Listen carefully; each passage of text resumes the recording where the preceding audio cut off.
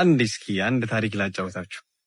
አንድ ጨቅጨቃ ሚስት ያለችው ባል ማለት ነውና ሁልጊዜ ዙሁርና አስር መስጂድ ነው የሚቆየው ወደ ቤት ላለመሄድ እና ከሄደ የሆነ ነገር አለ ነገር ስላለ حتى አንዳንዴ ሙአዚኑ ሁላ ይጣላሉ። አይወጣም ይወጣል ዘበኛ ጋር ማለት ነው። እና በቃ መሄድ አይፈልግም እና ከዛ ያው ብዙ ዱዓ ካደረገ በኋላ አላህ ሚስት ቀየረለት ማለት ነው። ደህና ሚስት እንደ አይሻ አይነት ልጃገረድ ነች፣ ተጫዋች ነች ምናምን። ከዛ ሶላቱን ትቶ ኦሬዲ መጨረሻ መስገድ ጀመረ። ከጀማዓ ሁሉ ከኋላ ነው የሚሰግድ። ከዛ ቀስ እያለ እንደውም ሱና መተው ጀመረ እና አንድ ጊዜ ጠየቁት፣ ሼክ ምን ሆነህ ነው?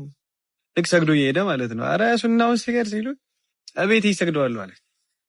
ሚስቴ ጋር ሰግደዋለሁ አላቸው። እና ኢንሻአላህ ምን ለማለት ፈልጌ ነው ባል አያያዝ ሐቂቃ ሌላ ራሱን የቻለ እንትን ስለሆነ ባል አያያዝ ቻሉበት። ኢንሻአላህ አንድ ሆናችሁ አራት አላህ ያደርጋችሁ።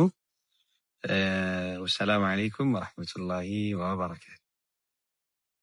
أما أنا يا الله أني ما جيتاي فلست من الصالحين ተደጋጎች አይደለሁም ولكني እኔ ግን በቁርአን እንዲህ ብለህ ከተጠቀስካቸው ሰዎች መሃል ነኝ። وآخرون اعترفوا بذنوبهم ሌሎች ሰዎች አሉ ወንጀላቸውን ያመኑ በጥፋተኝነታቸው ያመኑ خلطوا عملا صالحا وآخر سيئا የተወሰነ ኸይር ስራ ሰርተዋል ግን መጥፎም ደብልቀዋል። عسى اللهم دنقق قال قبا أن يتوب عليهم لمراچو قال قبا إن الله غفور رحيم. الله مهرنا أزينو يا رب ارحمنا يا رب. الله يمارن الله يئذن لن سبحان